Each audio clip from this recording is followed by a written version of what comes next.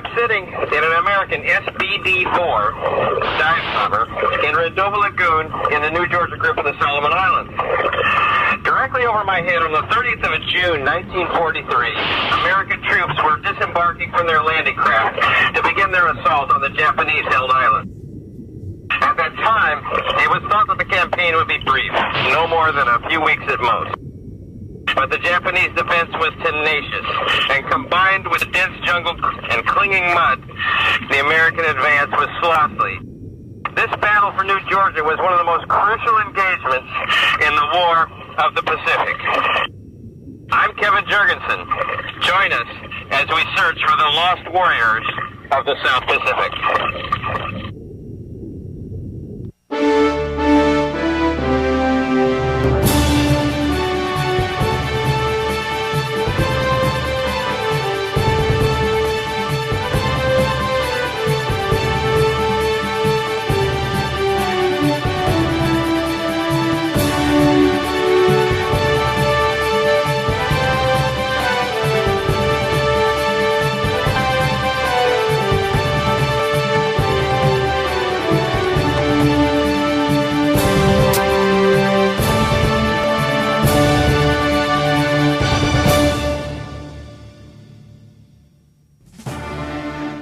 December 7th, 1941, 6:30 in the morning. A squadron of bombers from Japan, led by unseen submarine, flies toward the American-controlled islands of Hawaii. One day before, on December 6th, President Roosevelt himself had made a last-minute appeal to the Japanese emperor to avoid war. The official Japanese response to this appeal was delayed, just long enough for their bombers to make the rendezvous with the Hawaiian island of Oahu. Pearl Harbor, the United States Navy base, home to the 7th Fleet. Almost every ship is in port. Only the aircraft carriers are at sea. This would one day prove to be a critical mistake by the Japanese.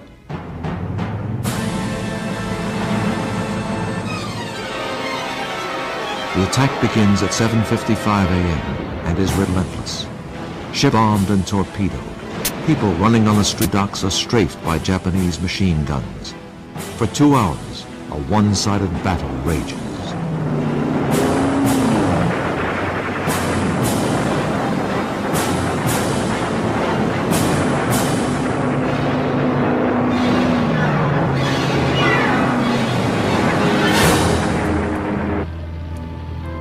When it is over, 2,800 Americans are dead. All ships are sunk or damaged. Cruisers and destroyers are hit. 6 air bases are heavily damaged. Most of the United States planes lie destroyed on the ground. Japanese losses total 55 men, 3 submarines, and 29 of the 353 airplanes that had made the attack. The United States had been awakened to the harsh realities of war.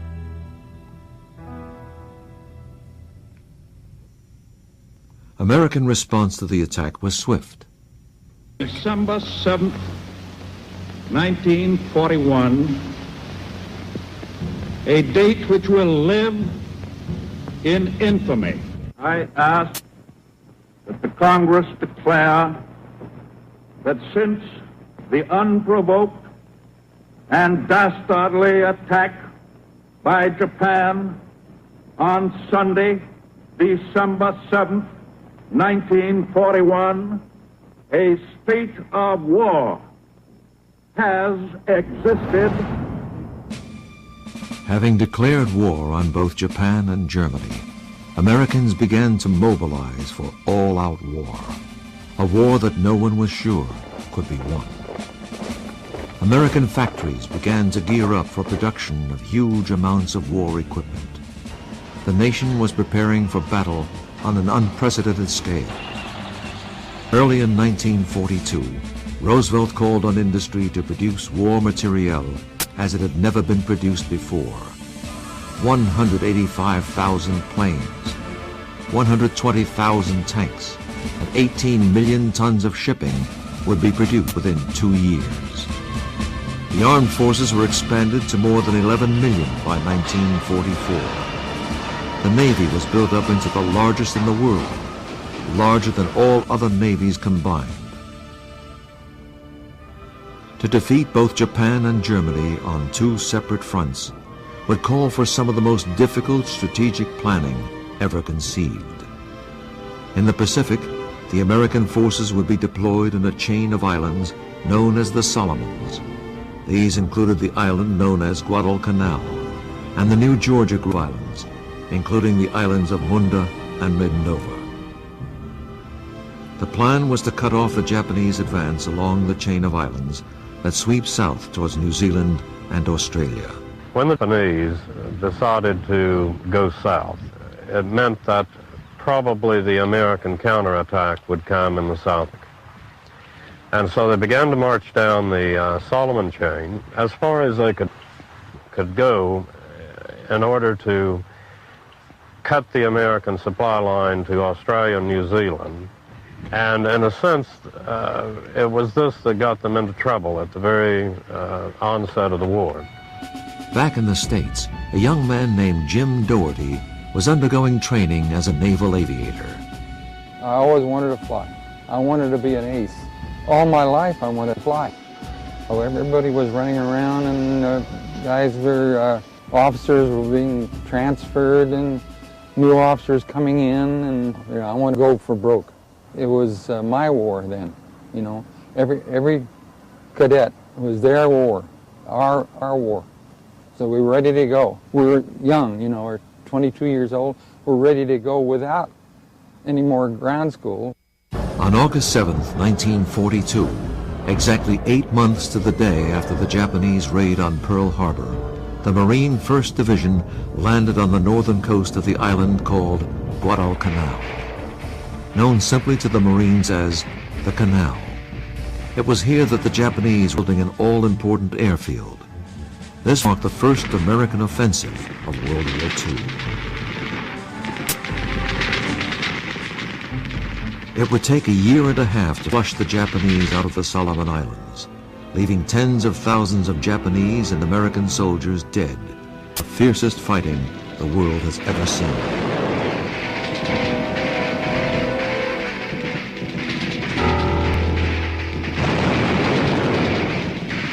Having begun use in World War I, aircraft were to play a pivotal role throughout World War II.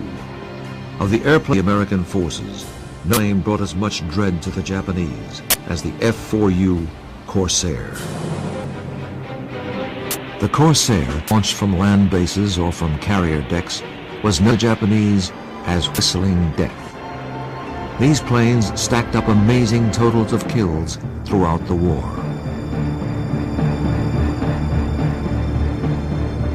Regardless of their strengths, however, some were shot down by the Japanese forces. Over 50 years after the war, filmmaker Kevin Jurgensen and co-producer Robert Keat returned to Solomons and surveyed the wreck that lie on the bottom of the sea. Now this aircraft that I'm standing next to here is called a Corsair. It rests at the bottom of Rendova Lagoon. This kind of aircraft was the type flown by Pappy Boynton and his Black Sheep Squadron. We don't know if this particular plane was assigned to that squadron, but it's the same type. Interesting story. They called Gregory Boynton Pappy because he was all of 32 years old and therefore the oldest member of the squadron. Resting on the bottom of Rendova Lagoon, the story of this particular Corsair lies in mystery. Who was its pilot? How was it shot down? What kind of battles has it seen? If only its rusting hull could speak, the stories it would tell. On the Japanese side, the primary fighter aircraft was the A-6M, known to the U.S. forces simply as the Zero. This was the plane that led the attack on Pearl Harbor, and that made up the majority of Japanese fighter aircraft at the time. For heavy bombing, Japanese used two kinds of large planes, One, known as the Betty bomber, saw extensive use in the Solomon Islands. Another, much rarer bomber, was known as the Nell. This is Rick of the Japanese Nell bomber. Now this plane wreck is rather interesting for a couple of reasons. It's in relatively shallow water, so it's fairly easy to get to. In fact, you can actually see the huge outline of this bomber from the surface. The second thing, of course, is that these bombers were very uncommon in the Solomon Islands War. One of the great mysteries of the Solomons is how this plane came to rest on the bottom of the lagoon. Japanese records are very sketchy and, for the most part, incomplete. Many wrecks of Japanese ship planes destroyed during the war have no records to describe when or how they were sunk. But the answer may lie in a popular story told in the Solomons. Well, the local story is that one of the pilots involved in the shoot down of Yamamoto got this Nell, and that it was his first kill. I believe this was Rex Barber, but that's based on my reading of the various works that have been published. To counter the entrenched Japanese forces on the islands, the Americans brought in special planes designed to pinpoint bomb enemy positions. These planes, known as dive bombers, flew thousands of missions during the war. Of all the dive bombers built during World War II, the Douglas Dauntless SBD dive bomber was probably the best known. The SBD was a very rugged plane, but comparatively slow. Well-built plane, rugged, a lot of armament. The act of dive bombing in itself was comparatively safe because you certainly were going down fast enough to be a very difficult target. It was as good a dive bomber, I think, as ever had in the war. In fact, they won the Battle of Midway. It was the dive bombers that caught Nagumo's carriers and sank them. And I saw a photograph of an SVD that said the plane the Japanese admirals dread to see. And that was quite correct because the dive bombers were, especially in the early days of the war, were so much more accurate than the old American torpedo planes. July 23, 1943. Jim Doherty, now assigned to the 144th Squadron of the 1st Marine Air Wing, begins a mission with his radio gunner, Robert Bernard, to take out the Japanese guns at a place known as Kindu Point. All 18 of us were diving about the same time on one point there, and I was the only one that was hit just on the pullout. I noticed the plane was on fire on the port side, and the engine just about quit. His aircraft crippled, Jim must find a spot to crash land his airplane. He chooses a water landing in a place called Rendova Lagoon. I knew exactly from briefing where to put that plane down, and that was in Rendova Lagoon. Told the gunner to get ready, ditch the guns, but he couldn't do that. There was a hang up there, so I said, just turn around, put your feet up on those gun butts, because we're going to put this down for a splash. So I just went in through this little opening in the lagoon and raised the nose high and stalling speed and came splash down. At the same time, he got the raft out immediately. The excellent gunner got it right inflated, and he noticed that I was kind of knocked out on my feet. I got over on the starboard side, which was wrong. I should have been over on the port side. Well, he jumped across before the plane sank and got me over on the port side into the raft. 50 years later, David and Mariana Cook were exploring the surrounding reefs of Rendova Lagoon, searching for new dive sites for customers of their operation, Solomon Sea Divers. They came upon the wreckage of a plane which no one had ever seen before. Not knowing what kind of plane it was, they enlisted the help of Dr. Ronnie Day, who was researching the islands for a book he is writing on the war in New Georgia. Dr. Day determined that the plane was a Dauntless SBD dive bomber. Yet there were no clear markings on the plane to indicate what squadron it belonged to. Ravaged by time and the sea, the plane was now home to a variety of marine life. Its guns removed sometime in the past, it waited a lonely vigil, still upright, as if facing an enemy yet to come. In 1995, through the efforts of the cooks, the pilot of the plane was located, and the mystery surrounding the SBD was solved. The pilot's name was Jim Doherty. Jurgen Keat heard of Jim Doherty's story, and in 1995 decided to take Jim and his family back to the Solomons for a reunion with his airplane. The war for the New Georgia group of islands was fought with tremendous ferocity by both sides. It was imperative that the Japanese keep the islands, and just as imperative that the Americans take them back. The strategic value of these small pieces of land in the middle of the ocean was so tremendous that huge numbers of men and materiel from both sides were sacrificed in the struggle to control them. Ships and aircraft of every kind were thrown into the conflict. One aircraft that was used extensively by the American forces in battle was the Grumman F-4F Wildcat. Designed as a Navy fighter, this plane was responsible for numerous attacks against Japanese-held positions throughout the islands. I'm on top of a Wildcat F-4F fighter plane, a United States plane built by Grumman Aircraft. This plane almost single-handedly won the air war of the Pacific for the United States. It now rests here in about 8 feet of water. Once the symbol of great American air power, this Wildcat lies in a silent grave, its infamous guns now just so much rust and scrap.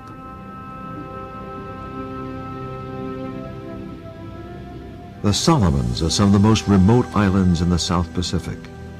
This part of the ocean is dotted with thousands of islands and atolls and contains some of the most beautiful reef systems in the world. Average water temperatures are in the 80s throughout the year, which lends itself to an incredible diversity of life.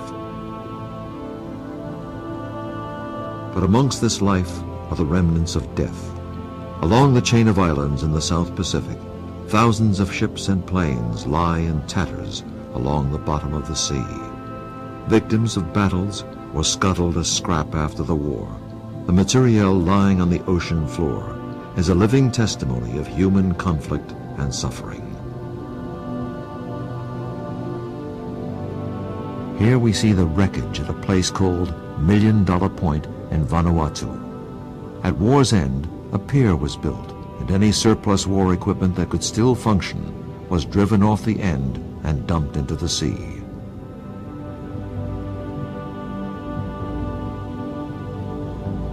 The wreck of the President Coolidge lies just off the New Hebrides Island chain. Used as a troop transport, it was accidentally sunk by a naval mine that was placed by American forces.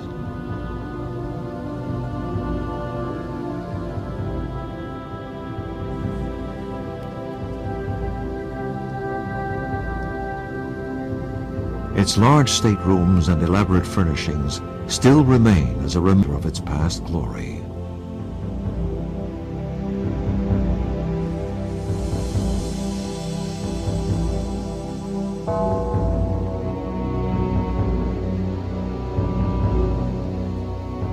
No other place on earth still bears the scars of war like the islands of the South Pacific.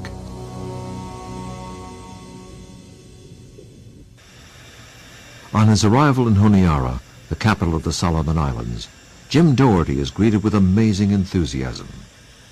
While it is true that islands are visited by hundreds of veterans each year, Jim is special. Never before has a pilot returned to find his sunken plane. Fate also had another surprise in store for Jim Doherty. At the main hotel in Honiara, a delegation of Japanese veterans of the war were preparing to leave after a week-long stay. As fate would have it, these men were responsible for setting up and manning the guns on Kindu Point in July of 1943. Two of the men remember shooting down a dive bomber during that time. Many of their men were killed by bombs that day. Bombs dropped by Jim Doherty and his crew. These aging warriors, now allies, embrace for an emotional homecoming. The guns at Kindu Point served a tactical mission for the Japanese. Their job was to defend the airfield at Munda.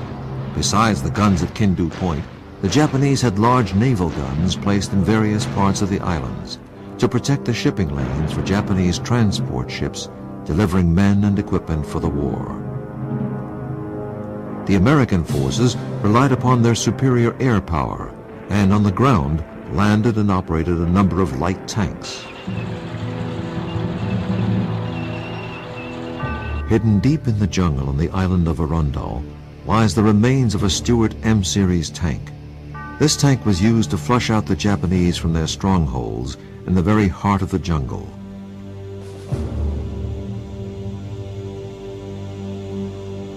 In 1943, it and its crew were the victim of an ambush.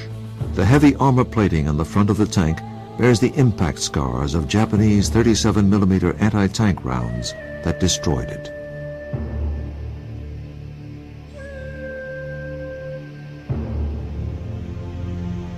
Though the Japanese guns at Kindu Point and the naval guns of Enoge were established to protect supply ships, they were quite unsuccessful in July of 1943 in protecting the transport ship Marovo. I'm standing next to the bow of a Japanese transport ship known as the Marovo, which was sunk here by Marovo Harbor in 1943.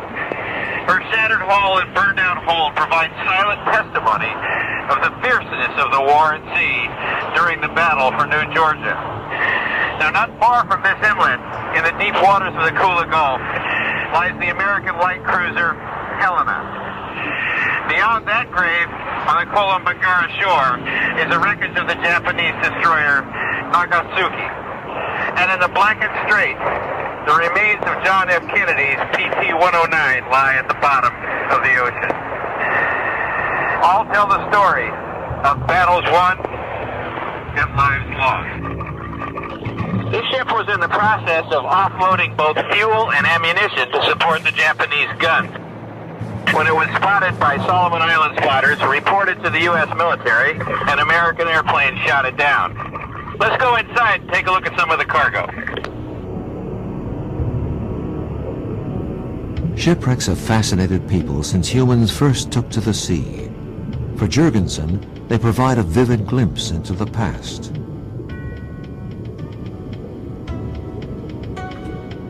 Over here, we have one of the lifeboats of the ship resting on its side. Like much human wreckage dumped into the sea, nature has turned tragedy into triumph. The Marovo now forms one of the largest man-made reef systems in the Solomon Islands. The pale blue water reveals an abundance of life that flourishes in and around the destroyed ship.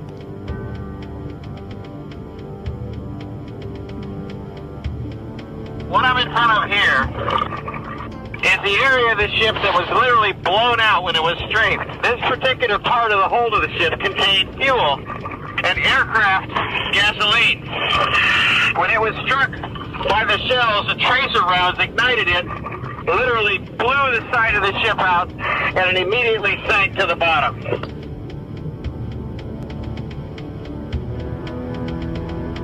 And then how do we know that the fuel was the source of that explosion? Well, we just have to look around us. Barrel after barrel after barrel of fuel, fuel oil, and petroleum products. Separating the fuel from the ammunition was a very thin bulkhead of the ship, which proved to be its undoing.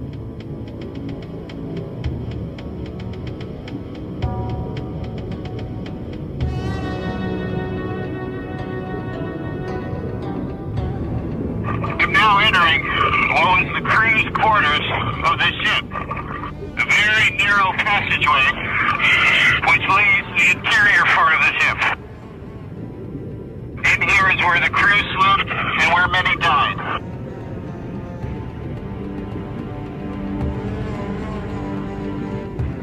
This is an example of some of the cargo that was being transported by the Marovo when it was sunk.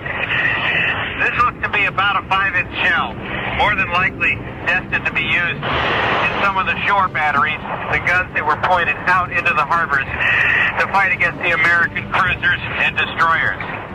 These shells are still live and are extremely dangerous. These are very large cargo shells. They look like they may be anti-tank or anti-aircraft shells, like 20 millimeters. There are cases upon cases of them on this ship, all over.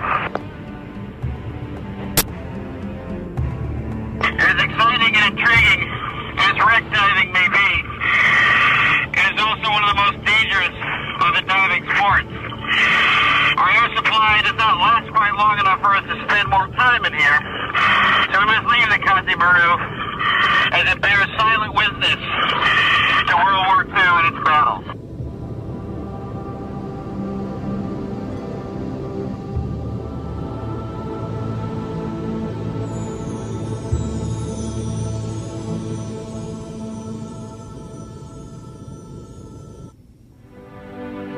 Jim Doherty has come to the islands with a secret that he must now share with Jurgensen and Keat.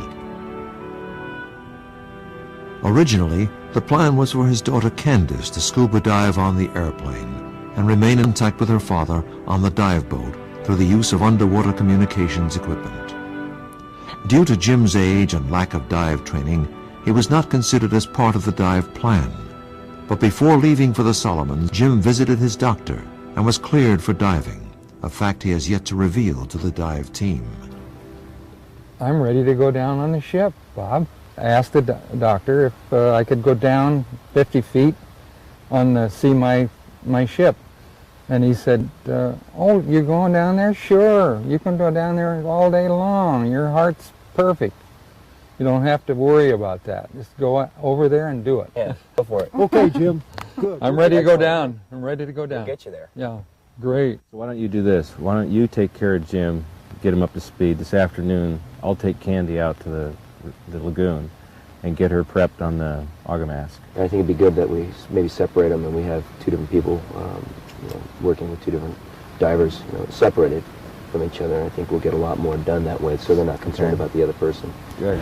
With the dive crew comprised of no less than 3 dive instructors and a dive paramedic, Jurgensen and Keat decide to give Jim a preliminary dive lesson to see how he would react to his first encounter with the underwater world. It is agreed that Jurgensen will train Candace on the use of the specialized scuba gear, while Keat will handle Jim's checkout dive. Yeah, you might want to watch your hair for the seal. There you go. Jim Doherty, a former Marine bomber and fighter pilot, passes the test with flying colors. He is now ready for his date with destiny. You're doing great, mate. The day begins with the dive team traveling to the island of Lubaria. It is here that the team will prepare to take Jim out to his plane. Even in this remote part of this Solomon chain, Jim's story is well known to the locals.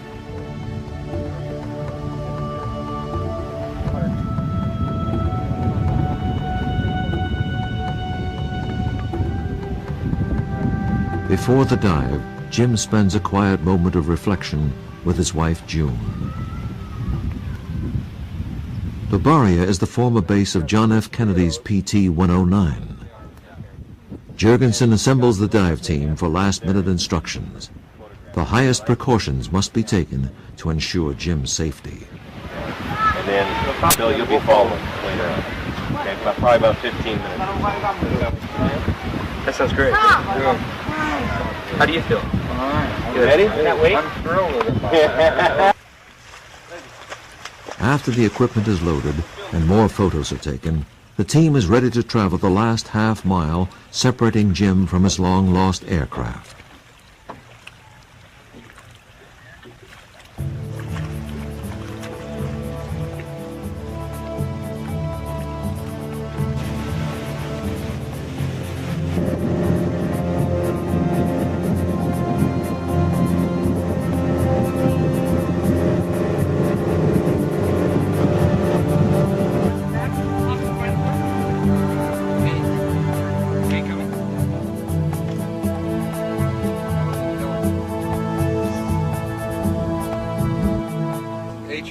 52 years ago, right? That's right. July 23rd, 1943. At about 1 o'clock, Jim was shot down, and here we are at 10 minutes to 1 on July 23rd, 1995, ready to jump in the water and show it to him after 52 years. Wow. I can't believe that. I cannot. It's a fairy tale. I just can't. It totals me out. As long as it's still there.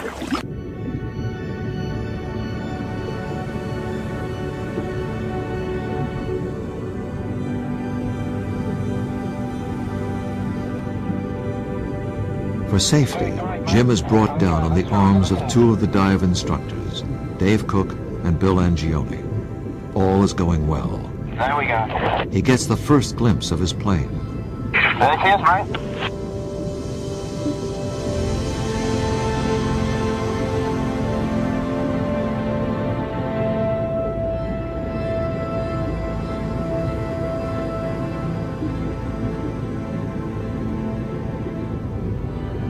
A last-minute check by Jurgensen confirms that Jim is ready for the final descent. Okay, Jim. We're looking good. We're looking great. Okay, matey, let's go another 6.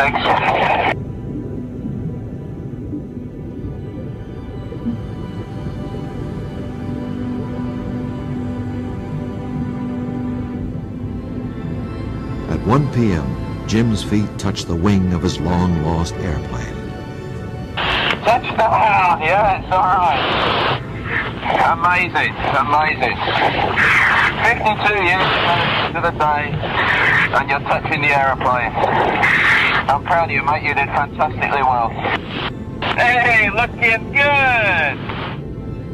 And there's a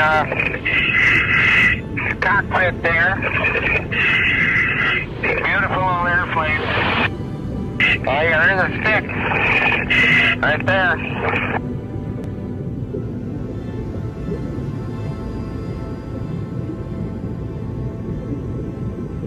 Yeah, it's just a SVD. Looks good. Looks good. Oh, girl. It's a thrill, you guys. Thrill. It's a thrill to see that plane. The pad. Put your headrest at rest. Jim can hardly contain himself. He is compelled to retake his former seat in the cockpit.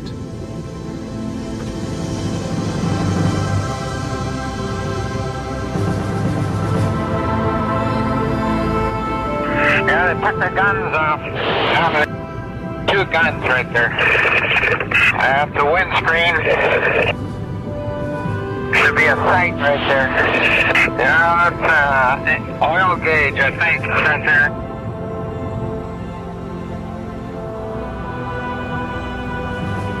That's a fuel gauge. Beautiful. Beautiful. Thanks a lot. Oh, it's beautiful.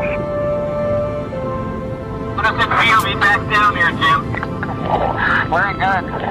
Just like old times. Some of the instruments are gone. The oil pressure is gone. The sight is right here. Guns are right here. 2 guns.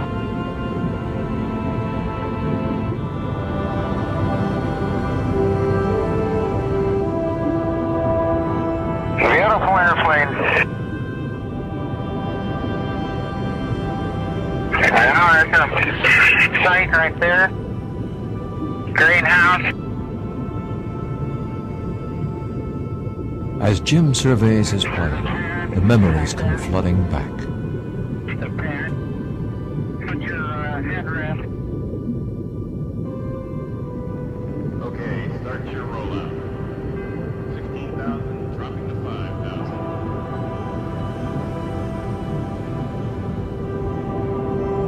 Bomb away.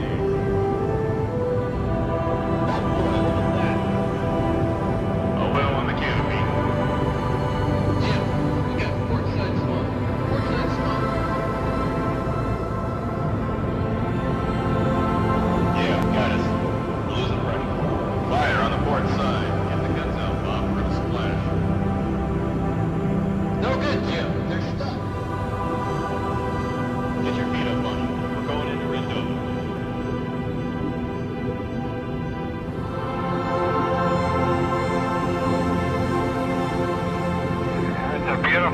airplane.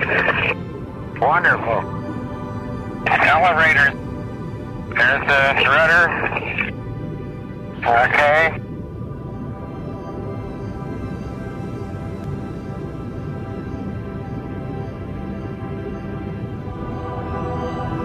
A prop. After 10 minutes on the plane, Jim's daughter Candace is brought down to join him. Hi, Tim. Hey, Randy, how does it feel? This is amazing. It's beautiful.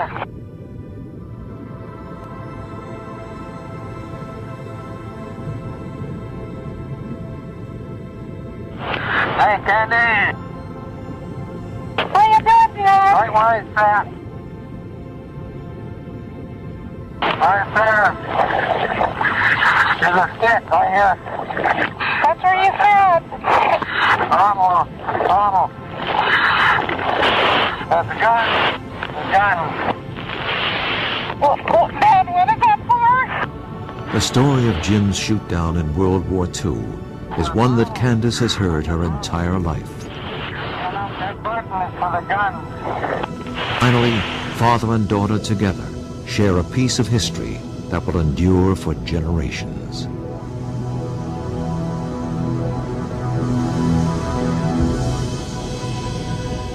Look how that prop is bent. Isn't that something? That is amazing. Bent prop, all right. Why?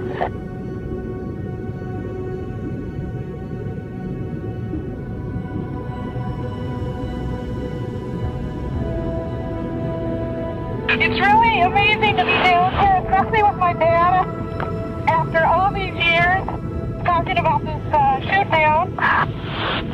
The plane in the water is especially beautiful. That's what's so remarkable. And also its size, it's quite large. Heard about this plane all my life, and this is something we never thought would ever happen, and it's just really special to be down here, especially with Dad. Look at that tail for a little. Go take a look at the tail.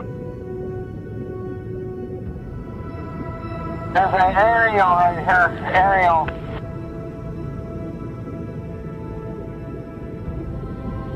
After an all too short reunion, it is time for Jim to ascend back to the world of air and skies. A final congratulatory handshake with Jurgensen seals an experience that will last a lifetime. Congratulations, pal. We'll see you on the top.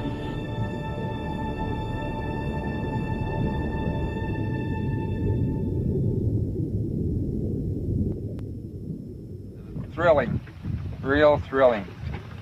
Just to see that plane still there, it's undisturbed. There's a couple of guns gone, but we don't care. Most of the engine is there, and most of the tail's there, and the wings. And so it'll be there probably for 100 years. Beautiful. Yeah, I was thrilled with that. I really was. Didn't I see you about 30, 40 feet down? How you doing? Good, wonderful, wonderful. To know that Super. you flew it, Well, fighting for our country. Sure. It's emotional, but it happened. Yeah. You know, and I'm here, and you're here. Excellent. And sure. You did a great job today, Jim. Thanks a lot. Oh, thanks. You did it. You and your buddies. You did it. Oh. You did it. To die of a success, the team celebrates with impromptu balloons. Hey, what's this now, eh? Celebration balloons. Okay, we got a little celebration here. Yeah, wonderful. Jim got us to take him down on this plane because he said there was a 52-year-old bottle of Chivas somewhere hidden on board. Yeah. We're a bit disappointed because it wasn't there. We think it was a ruse. I wish I had about a pint.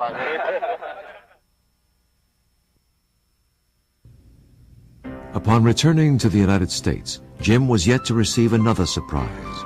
In the months following the dive, Robert Keat has managed to locate Jim's long-lost gunner, Robert Bernard. My golly. Oh. It's good to see you. Together at long last, the old compatriots, warriors in their youth, share an emotional reunion. It's so good. You know, when I saw you your look son, so good. Oh, gee. You look just We the must same. have walked just by you. You did, yeah. My golly. Yeah, You think in our old age we should recognize one another? You're younger than I am. Not by much, not by much.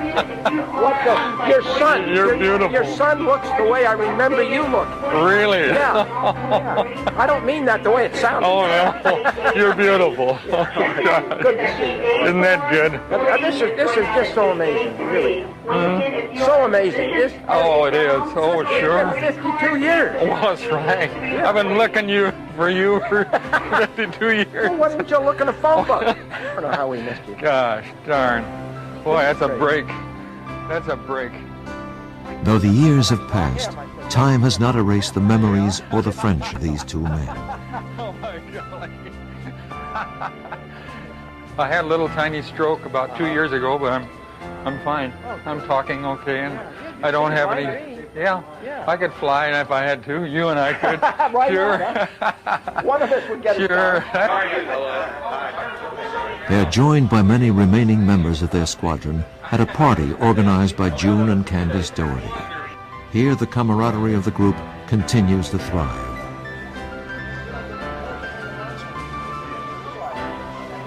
Older, and in many cases more frail, they can still remember the events of a half a century ago as though it was yesterday.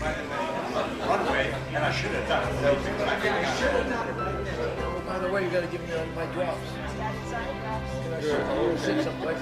How do you feel? Good, really. These memories are rekindled by the many stories told in ever greater detail as the years pass. We are fresh from ordnance school in Quantico. We got orders to load up the SBDs, 17 of them, that we got into commission with 1,000-pound bombs. And I do recall that there was a delicate part of this blockbuster, as it were, with a little fan, if you recall, on it, that if it spun around while it was dropped, it would arm the bomb. That's right. And I looked up with reverence and godlike look in my eyes, and I said, Jim, where does the army wire go to keep the fan from turning and arming the bomb? And he said, Millie, I don't know one end of the bomb from the other. And this is my ordnance office. You went to work. That was the last bomb I put in the racks with that guy. When you came in, I got the word that you were the tops. Well, that's nice of you to say that, Jim. No, that's I mean, I was young and stupid then. No, you weren't. Now I'm old and stupid. No, you were good because you were good with those guns. Doherty, this gentleman seated here, he was an outstanding pilot. and I had a lot of respect for him. And we work in a tandem, so to speak. In other words, I'm protecting his behind from the rear. Sort of goes together, doesn't it? Sure. Yeah. And he's from the front, and we have to. We were always surrounded by bursts of ack-ack. Yeah. All around us all the time. And you wondered when was the next one going to hit you. But you get used to it. Yeah. Mm-hmm. Yeah. It's just like looking out the window and seeing the trees. You know that they're going to be. They were lousy shots. They were. Terrible. Except once. Once. Yeah.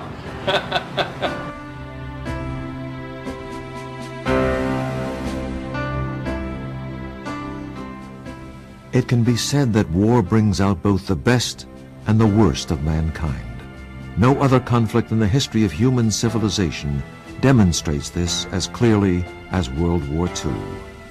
And I think possibly that is largely the part of the reason that a lot of guys that were in Vietnam or Korea, you see, etc., remember things about World War II more than they would rather remember about Korea and Vietnam, of which there was a great deal of controversy, as we know. But World War II supposedly, if one can have the license to say that, was the last legitimate war. We had a cause, we had a real enemy that we could go after, and it was quite a battle. What do you know when you're 19 and 20 years of age? You have a job to do, you're told to shoot, they teach you how to shoot, they teach you how to shoot straight, they tell you you're the best in the world, you're the best dressed in the world, you believe all this. So they say charge, you charge. And it's as simple as that. You have a job to do and you do it. And when it's over, you forget about it. If you make it through, you're all right. As we always said when we would get together with a group of Marines and having a few drinks, as Marines are wont to do at times, we always proposed a toast. Hold up our glasses and say to absent comrades. Get a tear in your eye, which I do right now. Then we go on.